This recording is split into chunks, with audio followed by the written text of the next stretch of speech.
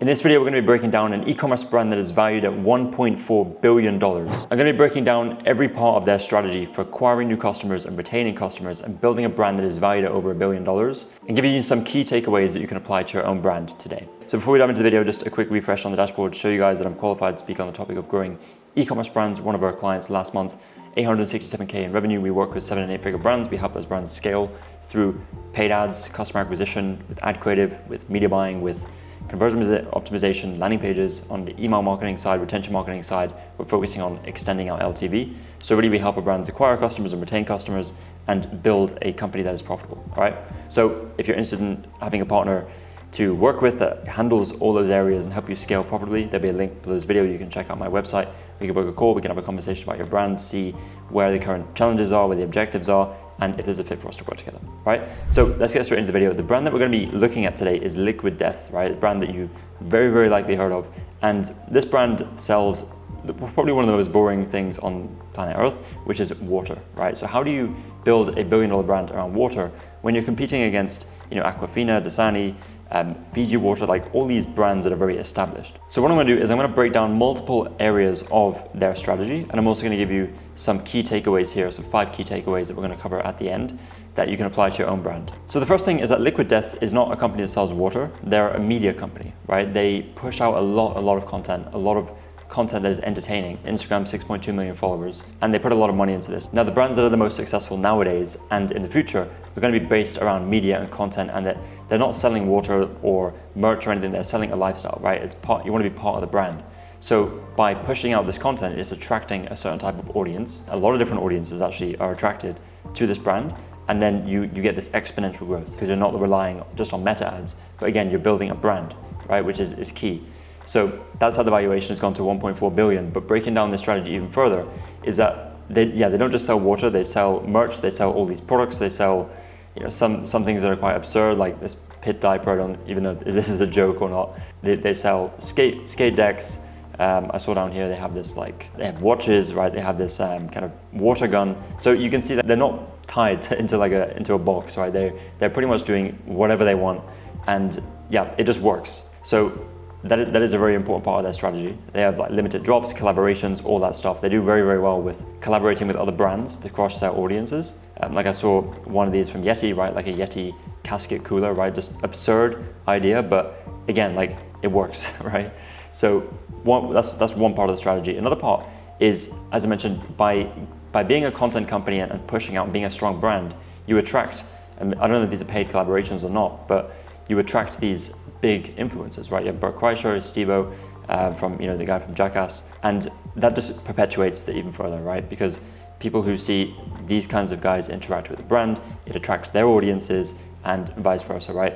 So it just creates this loop, this flywheel that is constantly getting better and better. By the way, if you're a new viewer here, my name is Jordan Hayes. I actually run a marketing agency where we help e-commerce brands scale their revenue profitably. Now, if you're running an e-commerce brand, you're doing over 100K per month in revenue, and you're facing challenges with scale, maybe your ads or your funnel is not working as well as it used to or should be, or even if it's just a lack of time and resource to put into scaling this part of the business, then that's exactly what we help with. So down below this video, there'll be a link to book a call with me. We'll have a conversation about your business, learn more about the challenges, your objectives, and see if there's a fit for us to work together. Worst case scenario, I can provide some insights as we're seeing with our other clients to help you at your current stage of your business. And as I mentioned, this is for brands who are doing at least 100K per month in revenue, and they need help with scaling and obviously want to scale profitably. And in the way in which we help brands scale is we provide services across both customer acquisition and customer retention, done for you services which are completely hands-off. We take care of everything for you, and that includes media buying, CRO, landing pages, ad creative, email marketing, SMS marketing, overall growth strategy, lifetime value optimization, all that stuff, okay? So with that said, let's get back to the video. They are running ads. They're running ads for all their products, but it's not really the main strategy. The key here is that they're multi-channel. So they don't just sell online, but they also sell on Amazon, they sell on Walmart, they sell on Target, and many other retail stores such as 7-Eleven and so on. So what that's doing is that it's creating this kind of flywheel in itself when you have multiple channels where online content and ads drive in-store purchases, and then the product in itself disrupts shelf space, raises awareness to drive more online search. So it kind of repeats itself. You get this perpetuating cycle. Also YouTube, like you get people doing these reviews. Again, these could be paid, this could be affiliates. But again, a brand like this, people want to create content around it because it is so magnetic. So that's another thing here. And then you get press, right? If you have absurd ideas, things that take off, things that go viral, you have a lot of press that you get for free, okay? Then they have this mission, which is death to plastic, which is very, more focused on the environment. So you have this dichotomy between the name of the brand is very absurd and their marketing is very like on edge, but then you also have this mission that is environmentally friendly, right? Death to plastic. And usually like the polar opposite things can work really well. It just creates that polarity and just something to explore within your own brand and see like what you can apply. So with all this stuff in mind, I want to go through some key takeaways that you can apply to your own brand from Liquid Death. So the first one is embrace absurdity. Boring brands get ignored, bold brands get shared, right? You want to create shareable content. Now, I'm not saying that you need a budget as big as Liquid Death's because this is out of reach for most people. But what I am saying is that let's look at Liquid Death and let's see what we can take from them as a strategy that we can apply, even at a smaller scale, right? Because if things work at a smaller scale, it's a good sign that maybe we can invest more in that and build on that early foundation that we set. So that's just one thing. Like, come to Liquid Death. If you're ever in need of creative inspiration, just come to their Instagram page, have a look through the content that they're producing, just the creativity, and really the fact that they're a media company. So that'd be the first thing, is just embrace absurdity, embrace crazy ideas, like try crazy things, even if it's on a low budget. That's how Liquid Death got started, by the way. They didn't even have a product yet. They created 3D renders. They had this crazy advert that got like 4 million views or something, and they didn't even have any product to sell. They just wanted to test the idea, and that was a very good indicator to them that this could actually work. So again, you can do this on a budget, you can get creative and just embrace that absurdity. Second thing is you don't need a serious product to build serious scale, you just need serious differentiation. Again, Liquid Death are selling water, right? That's the main product. And you would think, how on earth do you sell water, especially on the internet, right? How do you carve out your own space in the market? And if you look at a lot of the products and the brands that scale very far, mainly like e-com brands and D2C brands, and they have some additional channels like Amazon and retail, they're not like these crazy flashy products. They're just normal products, but done really well, right? Quality-wise, marketing-wise, branding-wise. Black Rifle Coffee is another perfect example that we went through on my channel in a previous video, where those guys are selling coffee, right? You're coming up against Starbucks, you're coming up against Nescafe, some huge players. So how do you scale within that market? Again, they've approached this a very, very similar way to Liquid Death, where they focus a lot on content. They're a media company, and they focus on building brand and lifestyle. That is the key to going mass scale with products that that you're not selling like the next iPhone, right? It's more like water, coffee, things that are usually commoditized. Next point is, if you're in retail, make sure your packaging demands attention.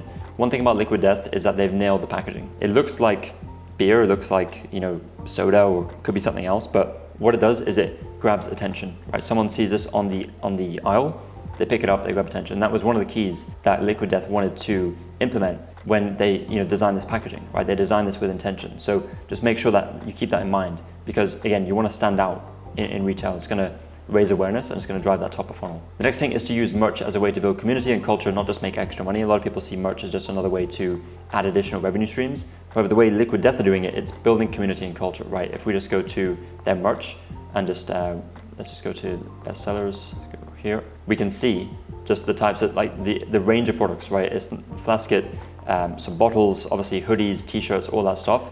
But aside from that, we have fanny pack, beach chair, like it could be anything, right? They have a fridge, a neon sign. Just think about how like household products and things that people wear or use or like to put in their house, and see how you can brand them to your product, right? It has to fit the brand. You can't be like completely off, but Liquid Death is some great examples here as well if you're thinking of expanding into merch, just to build that brand even further.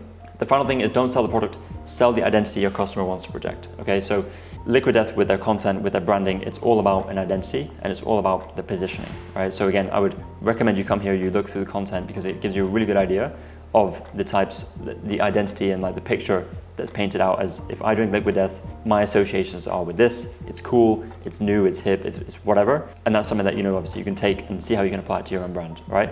And another thing I wanted to cover, like we went through this previously on my channel, but this is really, the funnel itself and how it's changed, especially this year, where you need to be focusing on getting people into the funnel through multiple ways. It's no longer like meta ads, Google ads, it's organic traffic through social media, it's influencer marketing partnerships, it's podcasts and out-of-home advertising, it's being in retail on Amazon, right? Expanding that top of funnel awareness and traffic, which is key.